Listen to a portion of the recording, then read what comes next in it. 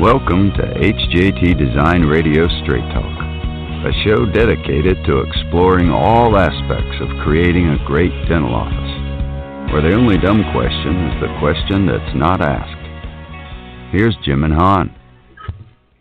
Good evening, Jim Jarvis here, and welcome to Straight Talk, along with my co-host, Han Tron. Han, how are you? I am marvelous, Jim. How are you today? Excellent. Doing good. Well, we've got a real interesting topic tonight for our episode number 29, communication, and some more communication. When Han and I were trying to select tonight's topic, I asked him what he wanted to speak about, and you know what? It wasn't 1 millisecond, and the first words that came out of his mouth is, let's talk about communication.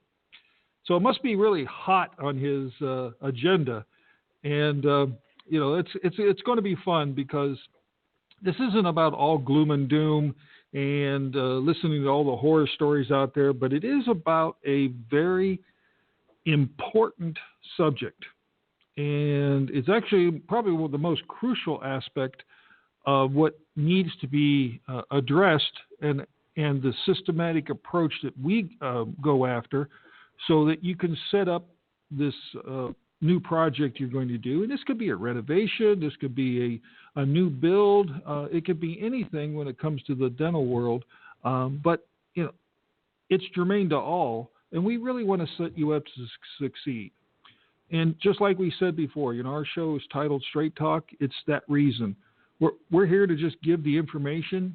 Hopefully some of it helps. We don't want to offend anybody. But at the same time, sometimes reality hurts, doesn't it, Han? Yes, and if they have to put a rating on this program, it's not a rated R, but just straight talk. I mean, it's between professionals, between adults. It's rated reality is what it's rated at. There you go. We're not bakers, and we don't have the habit of putting any frosting or sugar coating on the topic. Okay, communication is one of the biggest factor that will help all of us to do our job, to be accountable for what we are responsible for. Without communication, we'd be in big trouble. And we don't do, like Jim say, I jump on it like right away because one, I feel it's a really, really important topic. We don't assume very well, and we suck at mind reading. So we like to see it in ink, and we like to at least hear it verbalized. So that way, everybody are on the same page. Everybody hears the same thing, and typically I like to read the same thing. Right, Jim? Exactly. Well, our lawyers always tell us that put everything in writing, but don't put anything down that you would not want to be known publicly. So that's good advice, but at the same time, the most important part of that advice is put it in writing. Because sometimes, and we do it, Han and I both do it, everybody does it. Sometimes you think you say something, but in reality what you said was not what came across, and in your mind it was one thing, and the person that was receiving thought something different. So the systematic approach that we like to start with has a bunch of areas, and we'll start off with, and then we'll get to the pitfalls at the latter part of our subject. But during the early design process, go back to our previous podcast. You can get those at our website, www.hjtdesign.com, and listen to those podcasts about the process, about the team, all those kind of things. But during that early design process, we utilize our questionnaire. Han, we talked a little bit about that in one of our previous episodes, but the nutshell of that questionnaire is for creating the program that the doctor is trying to accomplish, correct? Yep. It's actually a design program, at least to list all the things that the main objective and goals that the client want to achieve in this whole process. And that should be shared. It should be shared with yes. all the team members. Go back to the other previous podcasts to talk about the team, but that document should be shared with the team members, and actually is something you just don't do and put away. It's something that you do and you keep, and you go back to it. Through the process, you go back to it to make sure, yes, we're covering this aspect of it. Yes, we've covered that aspect of it, so that it's initially created.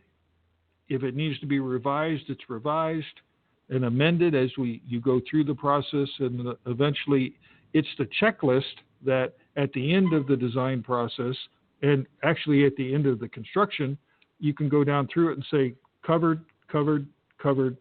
So all the things that are on there are actually implemented, because the goal is to get from point A, which is inception, something you want to create, this is what you want to create, to the end is we've created it, we're able to move in, and we're able to start using this new facility.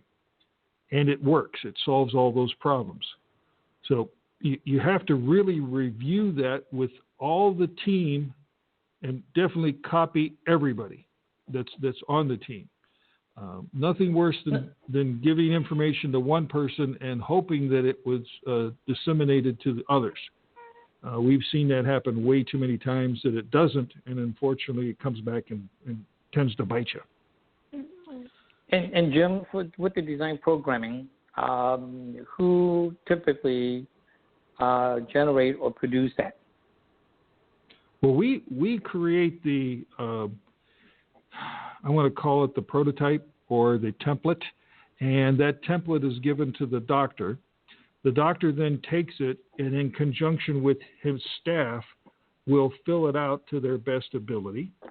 Then we'll review it, go through it. If there's areas that we need to have questions about, we'll ask those questions so that we have a real good understanding as to what the individual doc and the client's trying to accomplish. And then that becomes the foundation for what we start to look at and start to design around. Does that make sense, hon? Yes, that makes sense. Okay. I'm good. Okay. Well, once we've gone through that initial design process, and again, I keep referring back to our other podcasts, but we've had, this is our number 29. I mean, that's just kind of cool, but also never thought it'd be that many. But it's like, that's cool. 29. We're coming up on 30 here next Tuesday.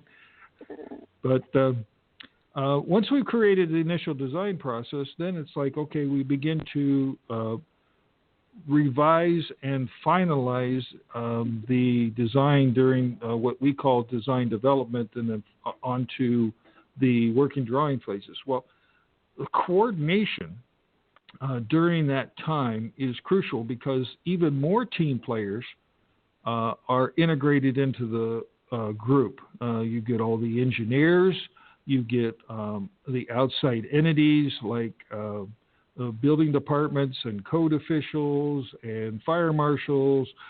All those groups are now further involved into the project as we're making decisions. You get manufacturers, you get suppliers, you get equipment suppliers, you get all that stuff. These folks need to be communicated with. Now, Han and I go at great length, and we have many, many discussions over the whole aspect of who's really responsible to make sure that everyone knows about everything. Now, who would you say that would be, Han? Well, in general, I wouldn't say that there's one individual that knows everything, but I think in terms of the protocol for the flow of information, I think that usually falls on the shoulder of the architects on the project. So the architect designer Yep. They're basically we like to call them the quarterback or the orchestra leader, and that's for a reason. The conductors. Yeah, we're the conductor. Why are we the conductor, hon? Well, because we are the one who are responsible for the inception of the building. So we're trained to to be somewhat well-rounded on all subjects that involve in the building process. We are the technical lead on the project. Also the oversight on the entire process. So, naturally, we just fit into that, that role. Just kind of natural fit for the architect.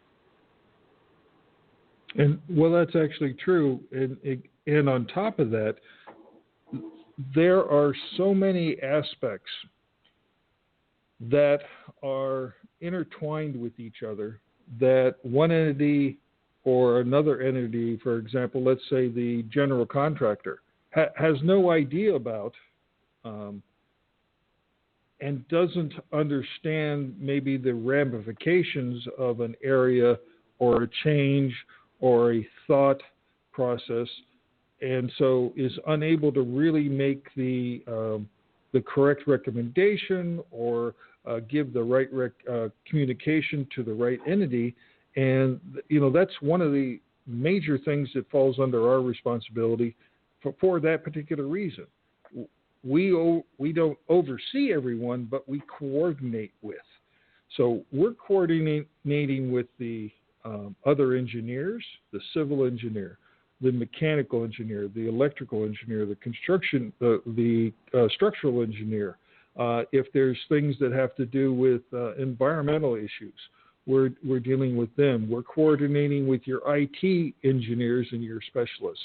We're coordinating with your dental equipment suppliers. We're coordinating with your general contractor, your trade contractor. We're coordinating with your banker. We're coordinating with your accountant. Sometimes we're coordinating with your lawyer. And sometimes we're coordinating with some specialists that, for example, maybe you're going to have surgical suites and you have a specialist or a special system that you want to put in place. We'll coordinate with them.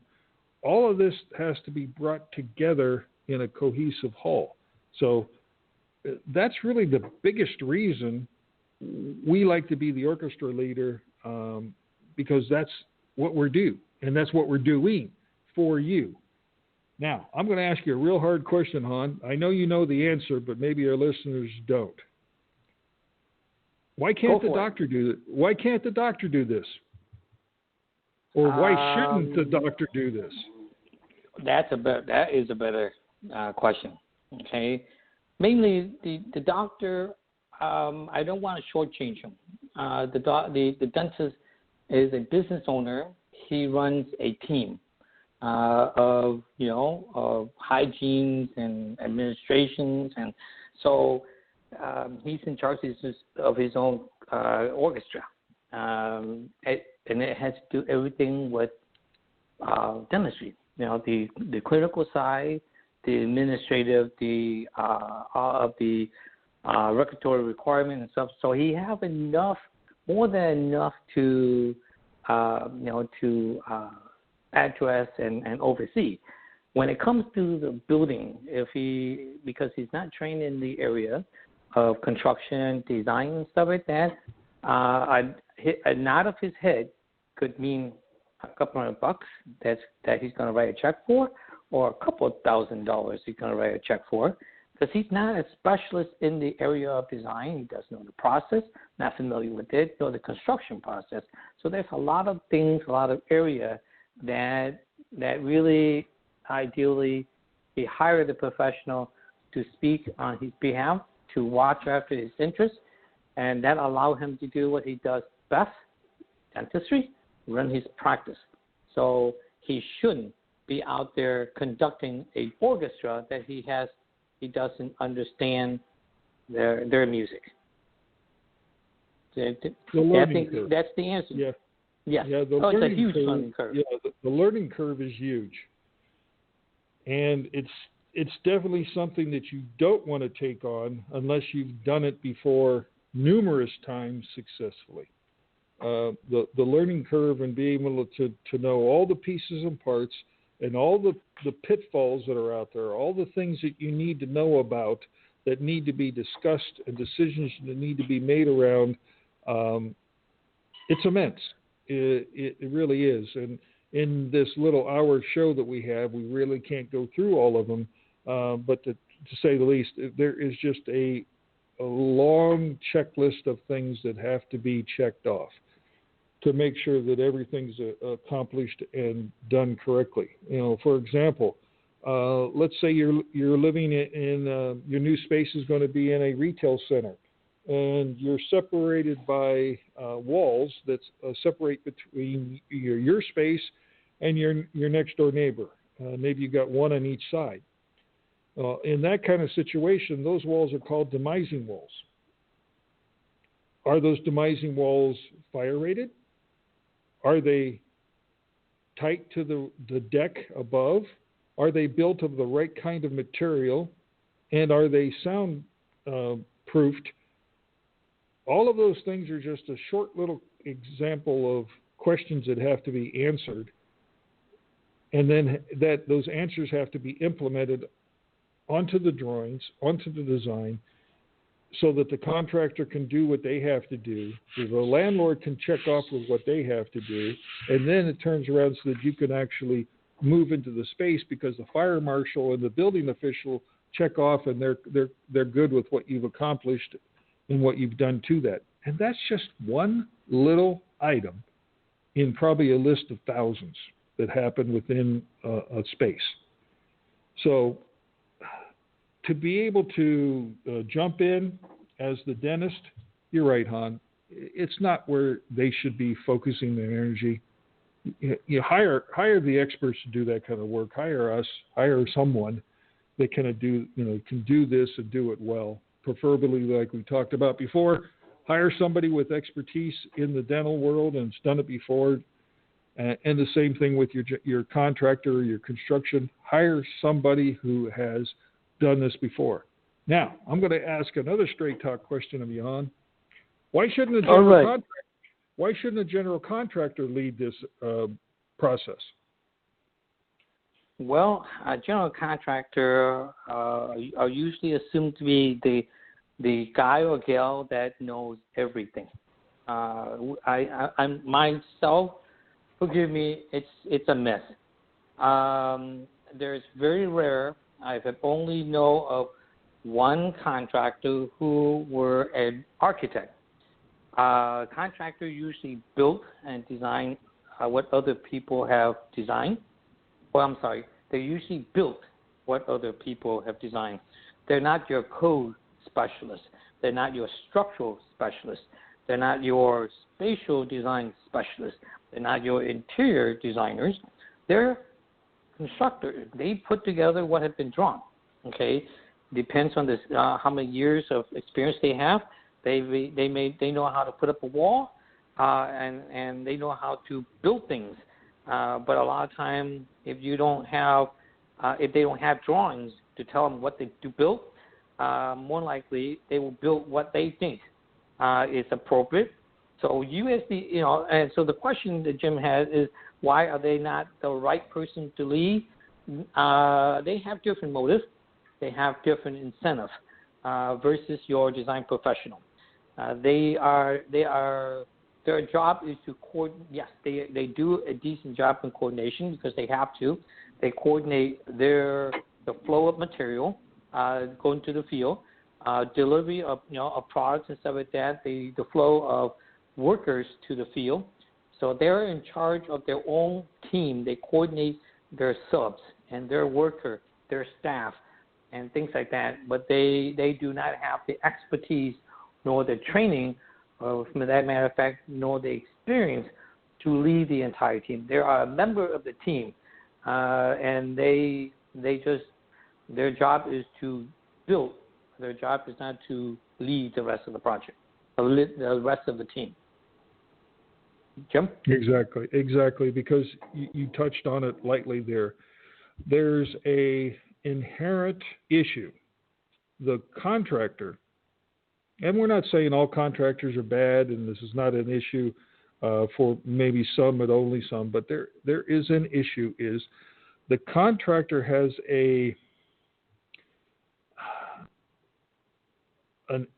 basically a built-in situation. If they do something or make a change here or make a change there, it affects their income, their bottom line. So their decision-making process is somewhat potentially skewed because of that. So that if they recommend a change and that change results in a construction cost reduction, what's the basis behind that change? Is it just a change because it's a reduction in cost, or is it a change that's or a decision that's based upon what you really need? Not all decisions, you don't always automatically accept everything just because it costs less. It may not be the right solution or the right piece. So if you've got 3 different flooring material samples, X is $1, Y is $2, and Z is $3, it's not automatic that X, the $1, is the right answer. It could be that something else is, could be Y or Z. And so that could be based upon the understanding that the material has a longevity of a certain amount of time, or it's the wrong kind of material or the right kind of material for the application. We talked about materials in our last show. We're talking about operatories, and is that ceramic tile the best solution for an operatory? Maybe not. Probably not. And usually not. Usually not. And exactly. So I don't want to open that can of worms again, but I'm just using it as an example. So that's the reason why the builder, the general contractor, should not be leading this process. We don't have, I want to call it a horse in the race. If you want to spend, $10 more on something, it doesn't affect us. Or you want to spend $10 less, it doesn't affect us. Our decision making and recommendations are not based around so much the dollars. They're based upon a weighing of the cost versus the proper materials versus the application. So it's more of a thorough understanding that you run into. Now, this kind of leads us into it. Go ahead, hon. Jim, let me clarify that for a second. Yes, we are concerned about costs. Always. Our objective, naturally, because there's a budget that we try to work within. Our main objective is to, we are responsible for life safety and health. Of course, that deal with the occupant. But when it comes to material selections and which way, what kind of, what size of the room, which way the door swing, and all of that stuff, it has to do with performance and safety. So we look at what would be, if you have, let's say, $10 to spend per square foot in floor material. We will look for the best material that give you the best performance with the least amount of maintenance, that give you the aesthetic that you desire for that $10 per square foot or less. Usually we try to do less. A contractor may look at you and say, you get $10 to spend per square foot. Everybody's doing a wood grain material. Here's a wood grain material. It is vinyl. Do you want me to put it down? And that's about it. Nobody actually checks you don't have a check and balance if all the power and authority is centralized to one person or one group that has financial benefit from the decision they make. Right? I think that's the bottom line.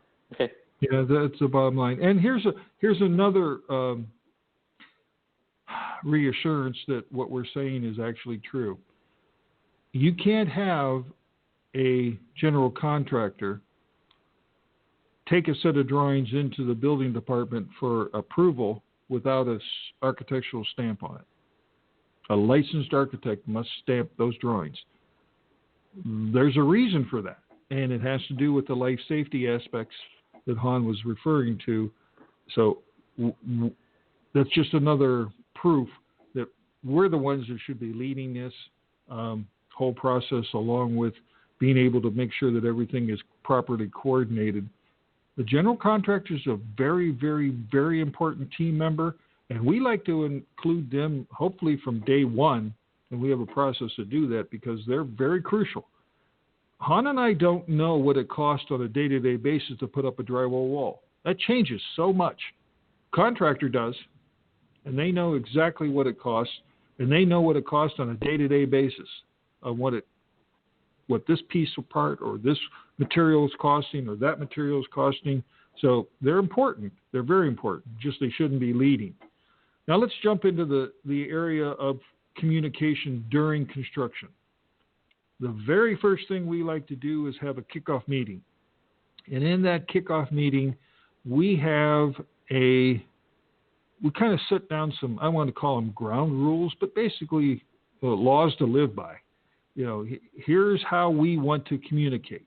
And that's very important that everyone understands where the communication comes from and how the communication flows. If you get outside the bounds of that, it's crucial that everything comes through us, everything goes through us, and then we're able to disseminate it to the proper people and places so that it gets implemented as a necessity. If you circumvent that, and we'll talk about some of those pitfalls that we've seen in the past, it basically shortchanges your ability to succeed. You're out there in deep water that you're really in jeopardy. So we really feel strongly that everything has to go through us, and that way there's the continuity of the initial design questionnaire, the final design work, and all the discussions that were happening there. And then it allows us to make sure that they get implemented during the construction side of things. Because just going by the set of drawings will not always answer every particular question. You may have existing conditions that no one knows about.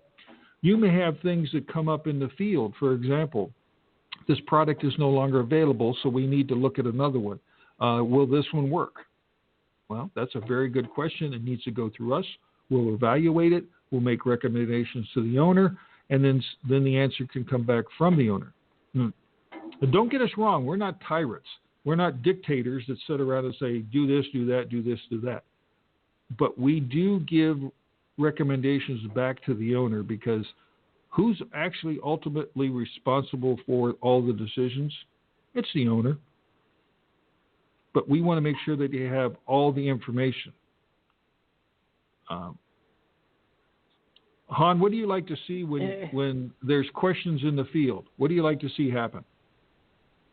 I find that because there's so many things that happen on a daily basis, whether it's in the office or out in the field, that you tend to lose or forget who you communicate with and what you communicate with. So when you're out in the field, I like a paper trail. I feel it's best to keep everybody honest. It allows a high level of transparency, that everybody's reading and working from the same bit of information. So communication, there at the beginning of the project, before all of the team members had been established, we set a protocol of who's responsible for what. So who's responsible to answer to who, and things like that. If in the field, if there is a question, whether it's technical, schedule, and all that, Jim say we like to have all communication come to us. I would encourage you to embrace that. Do we need to know everything on the project? The answer is very simple: yes. Do I want to know everything? Yes. Because if there is a piece of communication that are communicated to the contractor and not the architect, let's say the owner, say something to the contractor and the owner forget to relay to the architect, and when the contractor come and say, I did this, I did that, and the architect say, I didn't approve that. I'm not aware of that being a change. Why is it changed? So it creates a lot of unnecessary hardship. So in the field, if there is a question, I typically like it in writing. A text sometimes is fine. Technology that we use now, people like to have things in quickly, but an email is preferred. That way, there is an actual track record on a server that we can share, we can respond, and include the entire team and whoever that's needed to be included. Right in writing is the best way. Not a phone call is fine also, but I myself prefer things in writing because we forget stuff. There's a paper trail that you can follow, and then and then act upon, and things like that. So if something gets dropped between the cracks, somebody forget, at least you can remind them on such and such date, I requested this, and then it gets put back on the table. So in writing is the way, and that question go directly to the architect. We will relay it to the owner if necessary, when necessary. So that way the owner the dentist can focus on running his business and not have to worry about whether the contractor wants to use a left-handed screwdriver or a right-handed screwdriver. Jim? Well, that's just a little bit on the absurd side, but pretty close. I guess the thing that I'd like to add to that is that any changes that happen in the field during construction, anything that happens out there has massive ramifications. Let's say Han's example, that the owner walked through with his wife and the wife said, I want to add this little thing over here in that corner. Well, that could be just fine. But does it affect the lighting? Because, there's a light fixture that's supposed to go up there.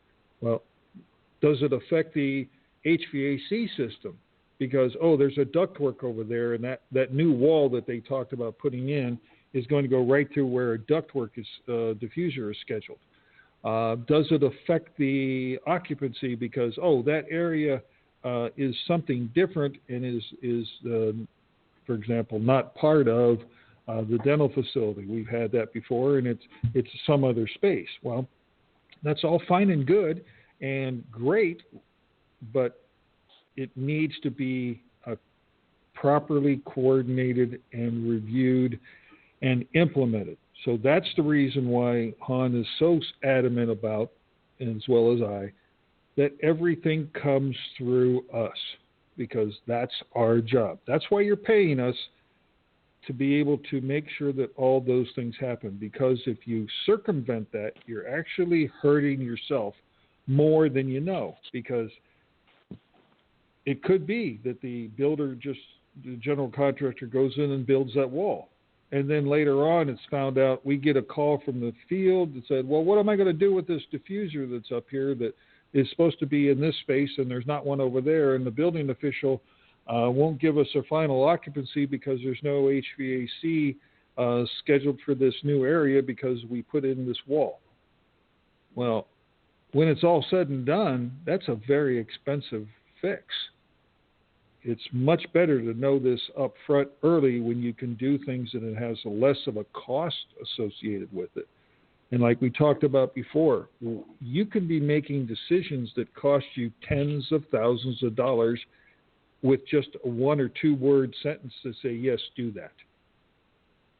That could be tens of thousands of dollars in a heartbeat that you didn't expect. Things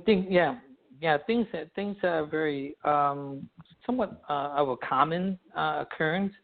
Is that can we move this wall, this door? Can we move this door down here, or can we lower this counter, or minor little thing? It seems very, very innocent, but the problem is if you're not familiar with why the door is put there, that move could put you from being compliant to non-compliant. And the worst thing that happens on a project is when you get everything done, the carpet's down, the walls painted, the door is stained, and you already order the the hors d'oeuvre for the grand opening that you're going to have a couple of days from now, and so on. You discover that door is no longer is not in compliant with the path of travel to exit the building because the door is in the wrong place, in the wrong swing, and all that, and you can't get your certificate of occupancy. It's very, very innocent because it's just a door. Okay, when you even think about that, convey it to the people who are in the know. They can tell you, maybe not there, but let's look at a different location, do something else so that, 1, you get what you need, 2, you stay in compliance, and the project move forward accordingly, and there's no hiccup in the process. It's very innocent, okay, but it has ramifications that you might not like.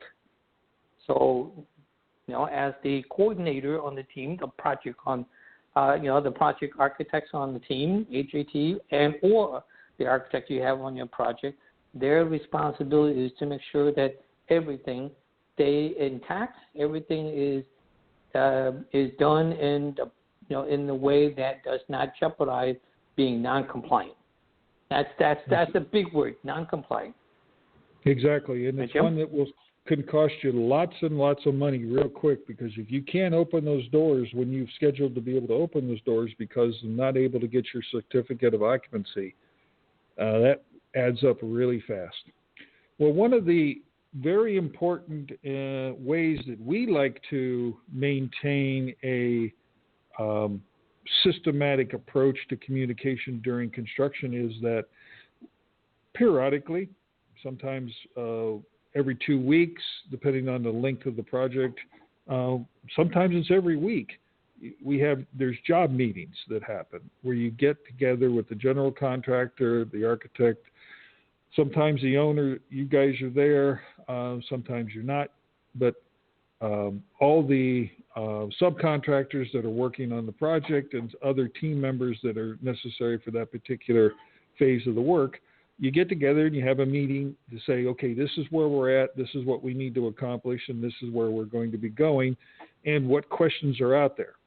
And during that meeting minutes are usually created, and responsibilities for areas of work are assigned.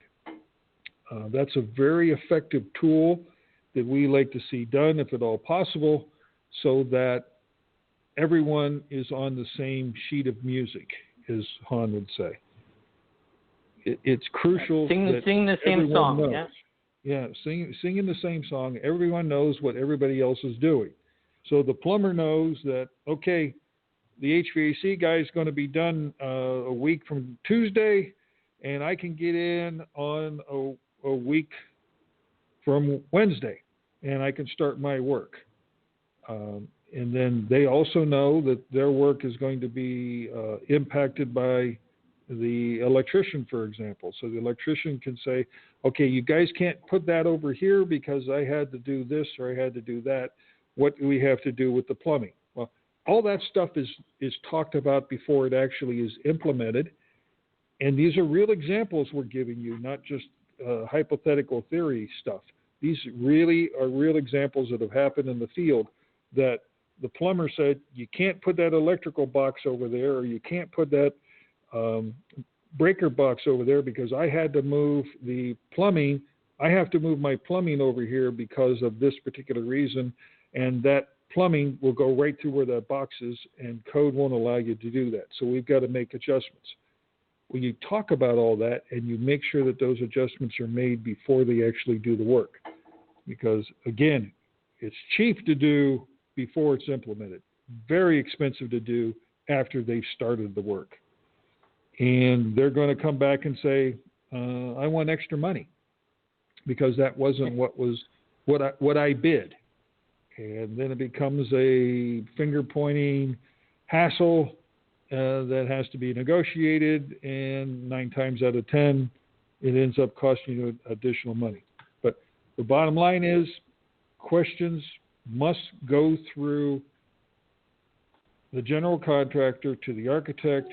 The architect reviews them, we discuss them with the owner, and then back from the owner to the general contractor so that he can implement them.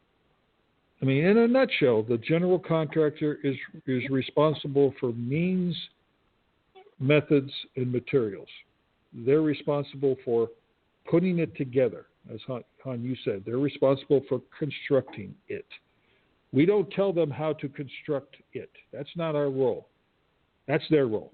That's how they make money. That's, if they can be as efficient as they can be, and they can construct it as fast as they can construct it, and by doing that, they make more money because there's less time on the job. That means they can get it done in a faster period of time. That's great. And that's what their role is. Our role is to make sure that everything is done and implemented per the original design and is in compliance with all of the government agencies. So, hey, Jim. Yeah, go ahead. Would you classify the construction document as a legal document or a contract for the project? Oh, most definitely. The construction documents are actually a legal document that should have been referred to in your contract with the general contractor. In that contract, if you go back to like the AIA general contractor owner agreement, it refers to specifically the architectural, electrical, mechanical, plumbing, all the drawings, and they're usually listed there by title and by date, every page and what is on that particular page and when it was dated, so that they are bound into as part of that legal document. And it's there for 2 reasons. It's there to protect you, the owner, but also to protect the contractor, so that everyone understands what they're building and what the doctor is paying for that building. And so it is actually a legal document that is bound contractually in the contract. So if you have if this is not about communication, but it is technically, the set of construction document is if it's not done well, if things are not spelled out, then you set up yourself for a lot of unnecessary miscommunication, because it leaves a lot of interpretation to be done by your team. The only reason why you have a set of drawings that are poorly done is that because you're, as a building owner, you're thinking that the less that the architects involved in the project, the more I save. So you have a sheet of drawing that may have a single detail that shows the construction of the wall and the size of the building, and then everything else is left for interpretation out in the field by none other than a contractor. because, again, as the owner, you're not trained in the area to read the blueprints and decipher what the technical aspect is. So the construction document, your best written form of communication for the project to convey that everybody worked from, the architects oversee the project based on what was designed and hold the contractor accountable to what he agreed to build for how much and how long. And the owner had a document that he or she can refer back to and know exactly what he or she is paying for. So it's a besides a legal part of the contract, it's probably one of the best written piece of communication that help to guide everybody on the project in the same path to the finish line. Yeah. Right? Well, I guess we'd recommend that you pay for the very best set of documents you can get, because those documents will pay dividends in the long run by reducing change orders, reducing questions in the field, and reducing delays in the construction process because of unknowns, whatever those unknowns might be. And it's very important, because you can, what, you save $5,000 or $10,000 in fee, but you lost $50,000 because you didn't get the building a month later. And so who's that make sense to, right? Right. Doesn't make sense. In a business sense, that doesn't make sense. We've got about 15 minutes left, and so I wanted to talk about some of the pitfalls that we have seen, and how and what could have been done to help augment those. So let's start off with this is the one, Han. What have you seen in so many times that where you get changes out in the field? Give us an example when you got a change out in the field without letting the architect or designer know about it. Here, it's the pitfall falls into a lot of different areas, not just the construction aspect or the design aspect. It also falls under financial pitfalls and stuff like that too. But we'll try to stick with the design aspect. Like I mentioned earlier, it's some of the most common changes that are done because it's so innocent is to simply move a wall. Okay, things like that. Things that I often see is omissions on projects. A contractor may say, "Hey, I bid this project. I'm going to do the cabinet for, I say, $30,000," but he did not specify that for that $30,000, this is what the things that he's going to provide. He have a set of documents, the construction documents, that tells them the linear, the design, the height, the material, and all that stuff, and the core of the product that he's to construct the cabinet work with and stuff like that. So we don't assume anything. You shouldn't assume anything neither. The drawing, dictate what is expected because that's what is bid. If the contractor do not provide what is expected and what's agreed, there is a change order, or should I say, there is a money flow either to him or back to you. It's the substitution is something that could be really minor in terms of aesthetic, but in performance, it's a big deal. For instance, a door, a wood door is a wood door, but if that door is a fire rated door, it costs more than just a standard wood door in in an office space. So material substitution, I find it's a huge challenge on a project. Coordination is, like Jim said, coordination is a big major time consuming item. If one of your team member is not in the loop, it could create problems through the process, and the only person that write the check to correct those problems is the owner. For instance, let's say you didn't include the supplier into the discussion early on, and he comes on, or he or she come on. You decide to change the delivery system and decide to add water to the chair instead of use bottled water, but you forgot to mention it to the architect. He or she won't have the information to relate it to the mechanical engineer to include in the project. And when that is discovered, it becomes a big ticket item. Whether they have to dig up the foundation or the slab to install the new utility that you are buying, and things like this. So communication, coordination, that we find a lot of issue. If you have a member of the team, let's say for instance a interior designer you brought onto, who if you don't relay the protocol of communication, their level of responsibility and accountability, you can create a huge disruption in the flow of information and in the pecking order. On a project, if you determine, and you should, your first line of communication flow directly to the architect. So even though the interior designer may not work for the architect or under the architect's charge, he or she still need to relay what it is that they're thinking about putting into the building that could affect the performance of the building.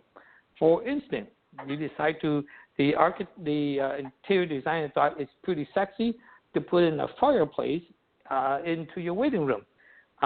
What kind of fireplace? Where is it going? Does it have effect with the occupant, the children that's coming to your office, and so on. So everybody need to have a point of communication that help everybody else to perform their job, to protect the owner's interest, and to execute what the owner needs appropriately, timely, and economically. Because every piece of information does not flow to the team, to everybody, whether you need it or not. They should have it, because in the peripheral sense, there may be something that involve them that they can simply say, hey, Doc is buying an X-ray arm, and it's going to go on this wall, and that wall needs to have this backing, and I didn't see that on the drawing. Not everybody needs to be able to read all the blueprints, but they at least the things that they're responsible for, they can relate to the rest of the team, so that it can be picked up when the building is being built, rather than after the building is built and the equipment come out into the field ready to be installed. You say, whoops, we didn't put the backing in where the X-ray unit needs to be. We got to cut that out. By the way, we didn't know, so we got to put power there too. So, yeah, those are just a few minor things, but it's big, costly.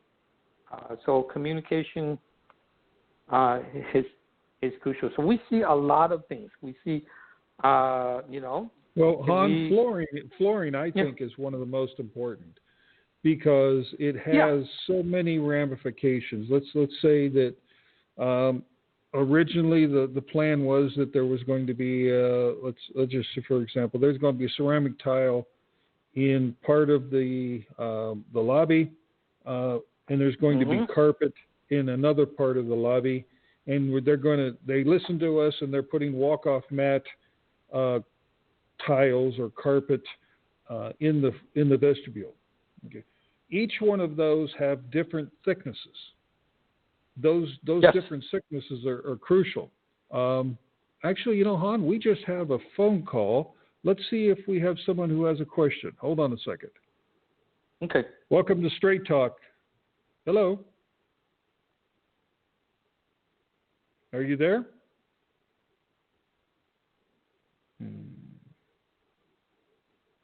Hello. Do you hear anybody, hon? I don't hear anybody.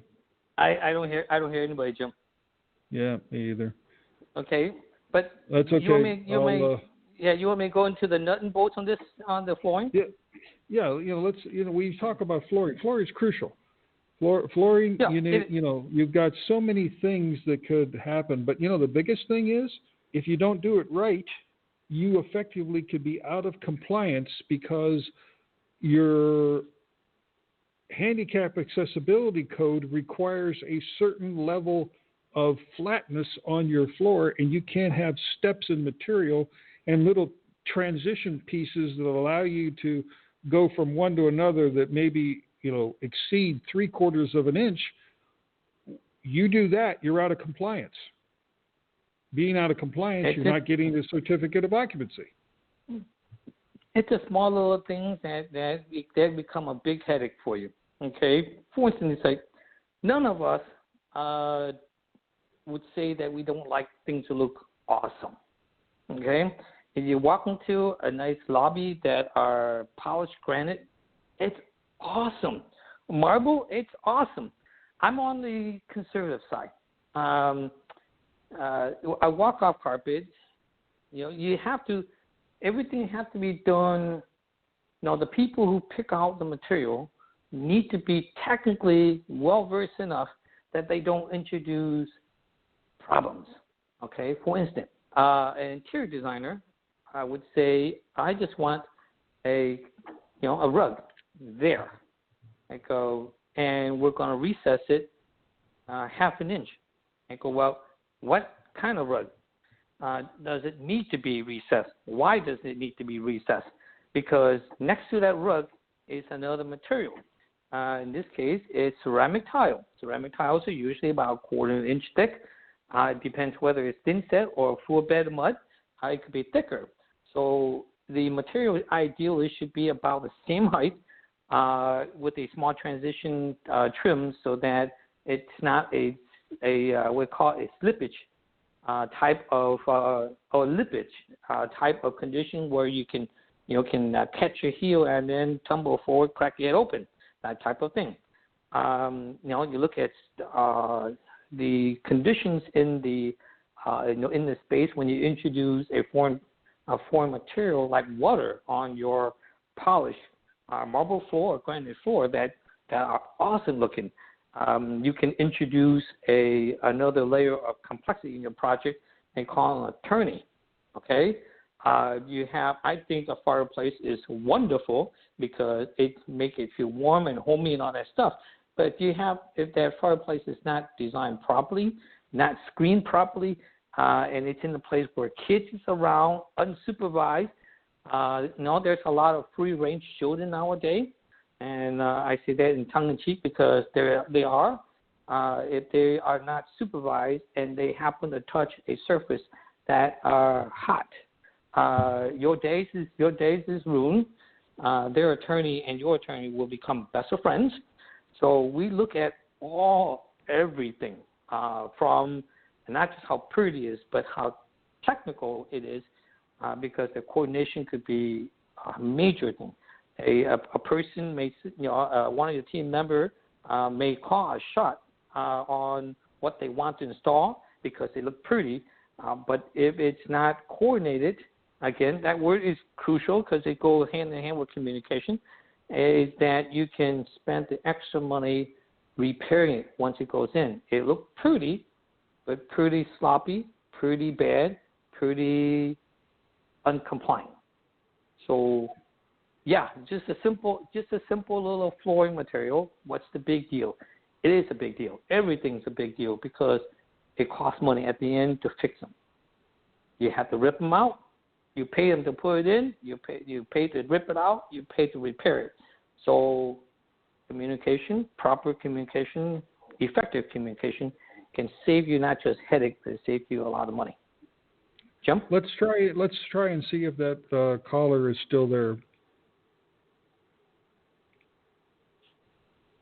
Hello, this is Jim. Welcome to Straight Talk. You have a question? 904, are you there?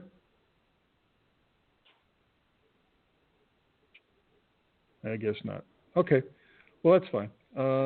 obviously, if you do have a question, you can always call in.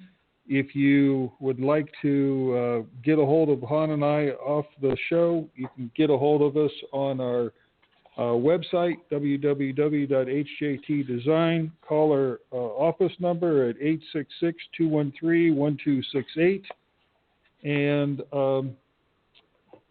I guess, we've spent the last 60-plus minutes going over just a brief discussion about so many things when it comes to the communication. When you're dealing with a dental project, the big thing is follow those lines of communication and make sure that you have the right person doing the right thing on your team. We're the advocates of having the architect and the designer be the leader. Everything goes through us, everything comes through us, so that we can disseminate it properly to the right entity, and that any and all discussions or changes or alterations or questions are properly coordinated. It's not because we're control freaks. We're really not. We don't like to be control freaks, but we'd much rather have an understanding of what's going on and help to direct it properly than be in a situation where we're putting out fires. Now, putting out fires is the thing that's that crap moment when something that was already implemented has caused a whole bunch of other issues that come up that have to be fixed. That's what we call putting out fires. Han and I don't like to put out fires. It costs you money, and we'd much rather have those things properly disseminated and directed before anything gets built. Han? Jim, fire on the project usually create cause gray hair, and we don't like that either. Okay. Or loss of hair. And what Jim's saying is that no, we are not control freaks. But if you are the owner, you want to have a control freak on your team to look over everything on your behalf. So by default, we are control freaks. Okay, but it's to your benefit. We're just nice about it. We're just we're just the good control freaks. Yeah, okay? Exactly. Well, hopefully this has been helpful and educational, and you've taken a little bit away from what we've been able to share with you tonight. We're very excited about having another show here next Tuesday. Han and I will come up with another topic that hopefully will be very helpful for what's going on in your world. If you have questions, please feel free to get a hold of us. We're here to answer them, and we look forward to next week. Han? Well, with that, I appreciate you spending the hour with us. Until next time, have a good evening.